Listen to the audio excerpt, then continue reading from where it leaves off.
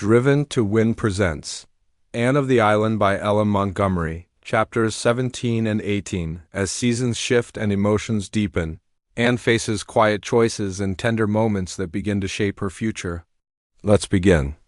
Chapter 17, A Letter from Davy. "It's beginning to snow, girls," said Phil, coming in one November evening, and there are the loveliest little stars and crosses all over the garden walk. I never noticed before what exquisite things snowflakes really are. One has time to notice things like that in the simple life. Bless you all for permitting me to live it. It's really delightful to feel worried because butter has gone up 5 cents a pound. Has it? Demanded Stella, who kept the household accounts. It has, and here's your butter. I'm getting quite expert at marketing. It's better fun than flirting, concluded Phil gravely. Everything is going up scandalously, sighed Stella. Never mind.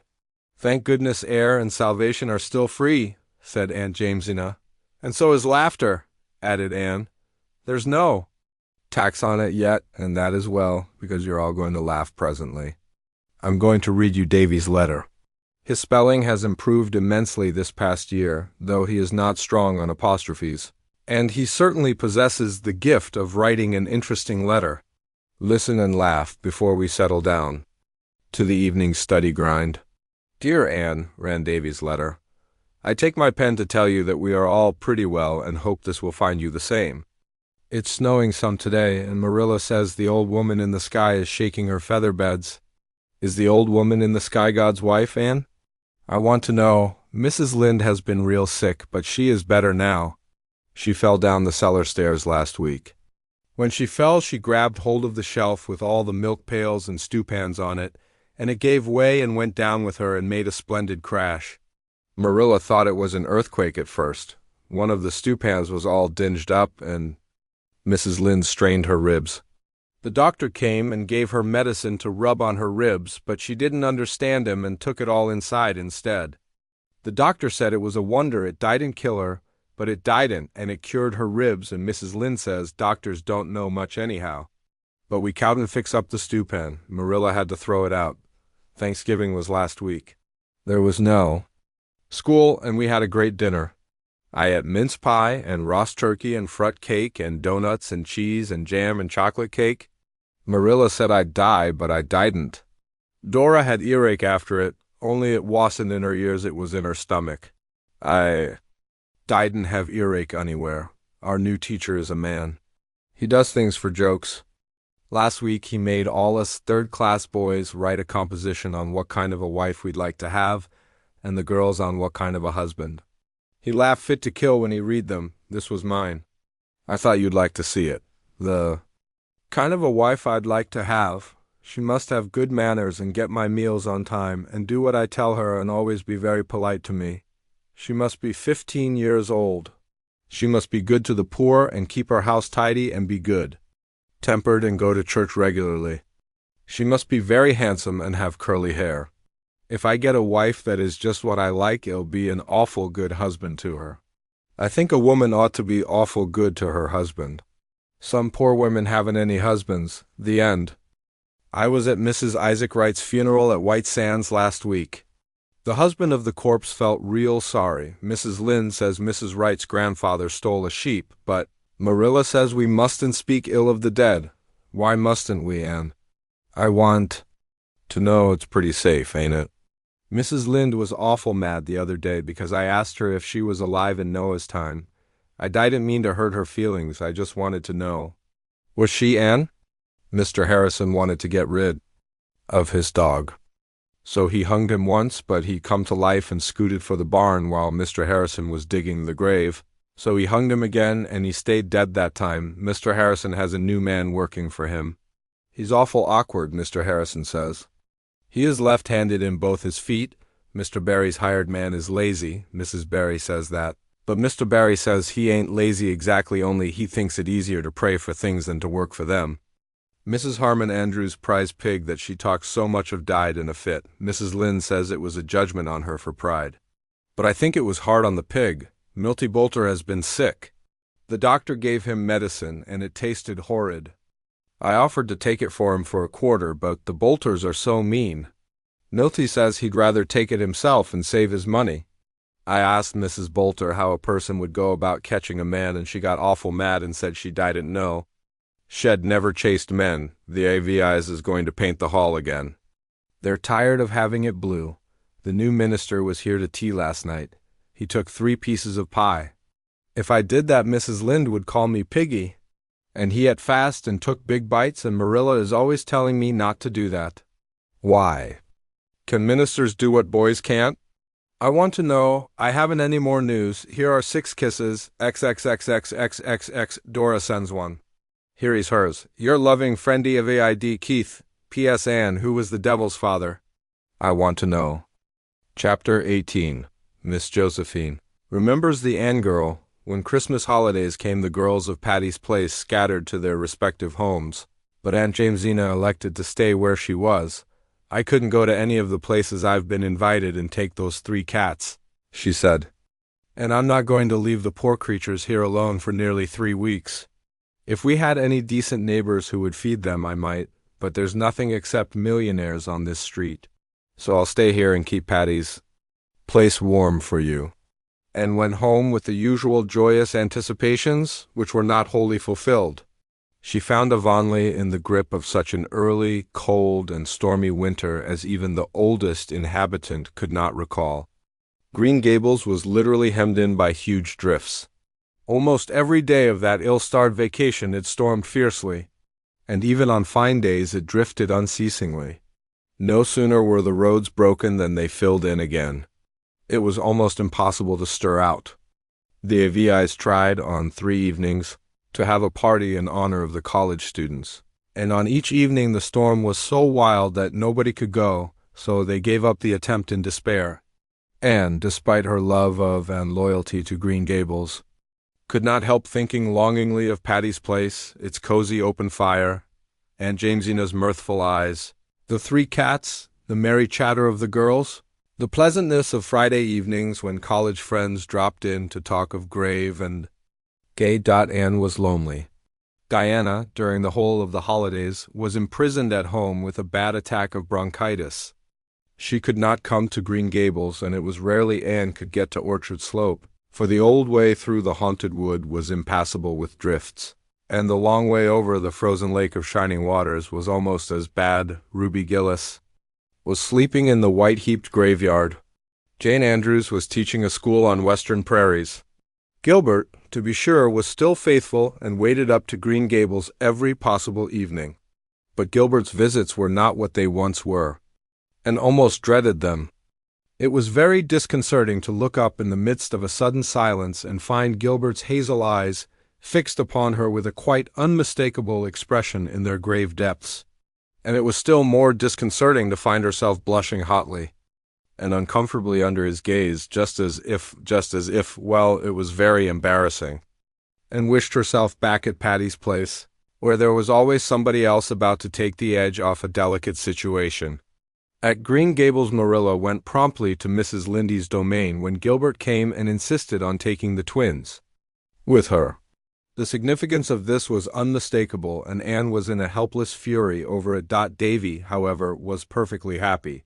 He reveled in getting out in the morning and shoveling out the paths to the well and henhouse. He gloried in the Christmastide delicacies which Marilla and Mrs. Lynde vied with each other in preparing for Anne, and he was reading an enthralling tale in a school library book of a wonderful hero who seemed blessed with a miraculous faculty for getting into scrapes from which he was usually delivered by an earthquake or a volcanic explosion, which blew him high and dry out of his troubles, landed him in a fortune, and closed the story with proper eclat. "I tell you it's a bully story, Anne," he said ecstatically. "I'd ever so much rather read it than the Bible, would you?" smiled Anne. Davy peered curiously at her. "You don't seem a bit shocked." And Mrs. Lynde was awful shocked when I said it to her. "No, I'm not shocked. Davy, I think it's quite natural that a 9-year-old boy would sooner read an adventure story than the Bible, but when you are older, I hope and think that you will realize what a wonderful book the Bible is." "Oh, I think some parts of it are fine," conceded Davy. "That story about Joseph, now it's bully. But if I'd been Joseph, the first wouldn't have forgive the brothers." "No, siree. and I'd have cut all their heads off. Mrs. Lynde was awful mad when I said that and shut the Bible up and said she'd never read me any more of it if I talked like that. So I don't talk now when she reads it Sunday afternoons. I just think things and say them to Milty Boulter next day in school. I told Milty the story about Elisha and the bears, and it scared him, so he's never made fun of Mr. Harrison's bald head once. Are there any bears on P.E. Island, Anne? I want to know. Not nowadays, said Anne absently, as the wind blew a scud of snow against the window. Oh, dear, will it ever stop storming? God knows, said Davy airily, preparing to resume his reading. Anne was shocked this time. Davy! She exclaimed reproachfully. Mrs. Lynde says that, protested Davy. One night last week, Marilla said, will Ludovic Speed and Theodora Dix ever get married? And Mrs. Lynde said, God knows, just like that. Well, it wasn't. Right for her to say it, said Anne, promptly deciding upon which horn of this dilemma to impale herself. It isn't right for anybody to take that name in vain or speak it lightly, Davy. Don't ever do it again? Not if I say it slow and solemn like the minister? Queried Davy gravely. No, not even then. Well, I won't, Ludovic. Speed and Theodora Dix live in Middle Grafton, and Mrs. Rachel says he has been courting her for 100 years. Won't they soon be too old to get married, Anne? I hope Gilbert won't court you that long. When are you going to be married, Anne? Mrs. Lynde says it's a sure thing. Mrs. Lynde began Anne hotly, then stopped. Awful old. Gossip, completed Davy calmly. That's what everyone calls her, but is it a sure thing, Anne? I want to know. You're a very silly little boy, Davy, said Anne, stalking haughtily out of the room. The kitchen was deserted, and she sat down by the window in the fast-falling wintry twilight. The sun had set, and the wind had died down. A pale, chilly moon looked out behind a bank of purple clouds in the west. The sky faded out, but the strip of yellow along the western horizon grew brighter and fiercer, as if all the stray gleams of light were concentrating in one spot. The distant hills, rimmed with priest-like firs, stood out in dark distinctness against it. Anne looked across the still, white fields, cold and lifeless in the harsh light of that grim sunset, and sighed. She was very lonely, and she was sad. At heart, for she was wondering if she would be able to return to Redmond next year. It did not seem likely. The only scholarship possible in the sophomore year was a very small affair. She would not take Marilla's money. And there seemed little prospect of being able to earn enough in the summer vacation. I suppose I'll just have to drop out next year, she thought drearily, and teach a district school again until I earn enough to finish my course.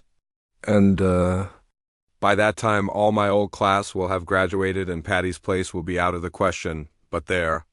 I'm not going to be a coward. I'm thankful I can earn my way through if necessary. Here's Mr. Harrison waiting up the lane, announced Davy, running out. I hope he's brought the mail. It's 3 days since we got it. I want to see what them pesky grits are doing. I'm a conservative, and I tell you, you have to keep your eye on them grits. Mr. Harrison had brought the mail, and merry letters from Stella and Priscilla and Phil soon dissipated Anne's blues. Aunt Jamesina, too, had written, saying that she was keeping the hearth fire alight, and that the cats were all well and the houseplants doing fine. The weather has been real cold, she wrote, so I let the cats sleep in the house, Rusty. And Joseph on the sofa in the living room and the Sarah cat on the foot of my bed? It's real company to hear her purring when I wake up in the night and think of my poor daughter in the foreign field. If it was anywhere but in India, I wouldn't worry, but they say the snakes out there are terrible.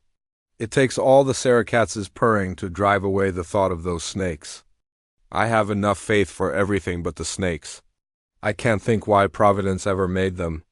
Sometimes I don't think he did. I'm inclined to believe the old Harry had a hand in making them. Anne had left a thin, typewritten communication. Till the last, thinking it unimportant. When she had read it, she sat very still, with tears in her eyes. What is the matter, Anne? Asked Marilla. Miss Josephine Barry is dead, said Anne in a low tone. So she has gone at last. SAID, Marilla. Well, she has been sick for over a year, and the Barrys have been expecting to hear of her death any time. It is well she is at rest, for she has suffered dreadfully, Anna. She was always kind to you. She has been kind to the last, Marilla. This letter is from her lawyer. She has left me $1,000 in her will. Gracious, ain't that an awful lot of money? Exclaimed Davy. She's the woman you and Diana lit on when you jumped into the spare room bed, ain't she? Diana told me that story. Is that why she left you so much? Hush, Davy, said Anne gently.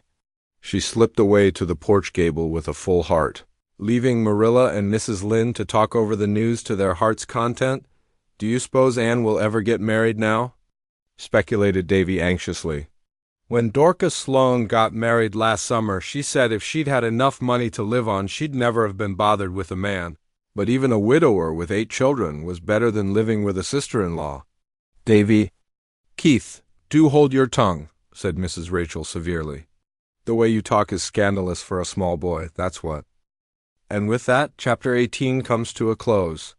In the soft turns of daily life, Anne's world grows deeper with feelings she's only beginning to understand. Subscribe now and join us tomorrow for the next chapters only on Driven to Win.